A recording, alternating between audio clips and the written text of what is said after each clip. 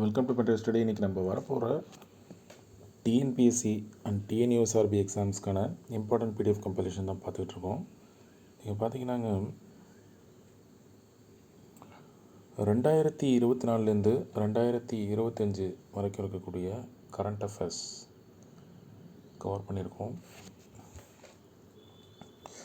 இதில் நீங்கள் பார்த்தீங்கன்னா 2 பேஜ் நம்பர்ஸ் இருக்கும். நம்ம இங்கேயும் ப்ரீவியஸ் இயர் கொஸ்டினை விடலை, ஏன்னா நம்ம general studies previous year question கொடுக்குறோம். இது டாபிக் வைஸு ஆப்டிடியூடு, பொதுத்தமிழ் எல்லாமே நம்ம டாபிக் வைஸ் போயிட்டோம். ஸோ கரண்ட் அஃபேர்ஸும் நம்ம ப்ரீவியஸ் இயர் கொஸ்டினை கொண்டு வரலாம் அப்படின்னு சொல்லிட்டு அப்போ தான் உங்களுக்கு ஒரு கிளாரிட்டி, ஒரு ஐடியா கிடைக்கும். அதாவது நீங்கள் பார்த்தீங்கன்னா ஒவ்வொரு டாபிக் பக்கத்துலேயும் 2 பேஜ் நம்பர்ஸ் இருக்கும். Previous year question followed by September to May month current affairs. Current அஃபேர்ஸ்னால் ஒன்றும் இல்லை, டெய்லி வர நியூஸஸில் வரக்கூடிய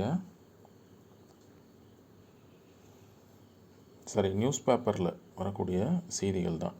அதில் நீங்கள் இந்த அரசியல் செய்தி, சினிமா செய்திகள், ஆக்சிடென்ட்ஸ் எக்ஸெட்ரா, அந்த மர்டர் அதெல்லாம் நீங்கள் தவிர்த்துட்டிங்கன்னா மீதி இருக்கிறது இவ்வளோ தான்.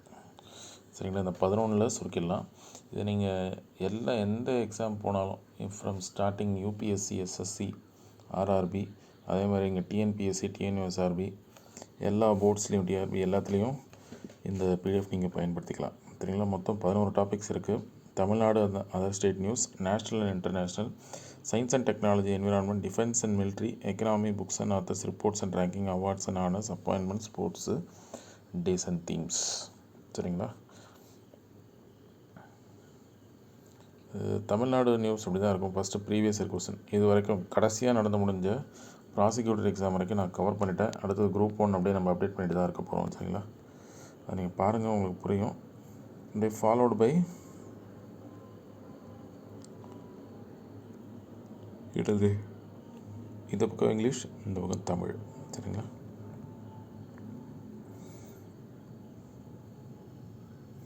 இதில் நம்ம பட்ஜெட் கூட, தமிழ்நாடு பட்ஜெட், யூனியன் பட்ஜெட், தமிழ்நாடோட ஸ்கீம்ஸ், இப்போ இந்த மாதம் வந்த ஸ்கீம்ஸ் இது. சரிங்களா? எல்லாத்தையுமே நம்ம அப்லோட் பண்ணியிருக்கோம், அதை பயன்படுத்திக்கோங்க. சரிங்களா? அடுத்தது நேஷ்னல் அப்படின்னு சொல்லி போவோம். Current affairs unit 8, unit 9 add பண்ணதுக்கப்புறம் கரண்ட் அஃபேர்ஸ் அவ்வளோவா கொஸ்டின் இல்லை, அவ்வளோதான். அதான் உண்மை. அப்படியே அவங்க கொஸ்டின் கேட்டாலும் அது கரண்ட் அஃபேர்ஸ் மாதிரி இல்லை. ஒரு 6 to 8 months current affairs it's okay. 1 year 2 yearலாம் அது கரண்ட் அஃபேர்ஸை நம்ம எடுத்துக்க முடியாது. திரும்ப ஜென்ரல் நாலேஜில் போயிடும். சரி, ஓகே.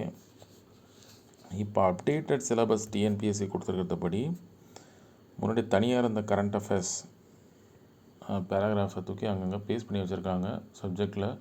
ஸோ இந்த வாட்டி கரண்ட் அஃபேர்ஸ்லேருந்து நிறையா கொஸ்டின் வர வாய்ப்பு இருக்குது. குரூப் 1 எப்பயும் போல் அதிகமாக தான் வரும். அது குரூப் 4 பேப்பரை பார்த்தா தான் நமக்கு தெரியும். பட் ஆனால் இருக்கிறதுலேயே அதிகமாக இந்த கொரோனாவுக்கு இம்மிடியேட்டாக முன்னாடியான்னு தெரில, அதுக்கு முன்னாடியான சரியாக தெரில எனக்கு. பட் அதில் ஒரு 75 கொஸ்டினுக்கு ஒரு 23 கொஸ்டின் வந்துருச்சு. அப்போ கிட்டத்தட்ட பாருங்கள் எவ்வளோ ரேஷியோ அப்படின்னு சொல்லிட்டு. யார் யார் கரண்ட் அஃபேர்ஸ் படிச்சுட்டு போகிறாங்களோ கட்டாயமாக அவங்க தான் வேலைக்கு போவாங்க அப்படின்ற கட்டாயம் இருந்தது. இப்போ இந்த யூனிட் 8, யூனிட் 9 அப்புறம் இல்லை. பட் மறுபடியும் அது பண்ணலாம். சரிங்களா? அதனால் நீங்கள் உஷாராக இருங்க, கரண்ட் அஃபேர்ஸையும் கான்சன்ட்ரேட் பண்ணுங்கள்.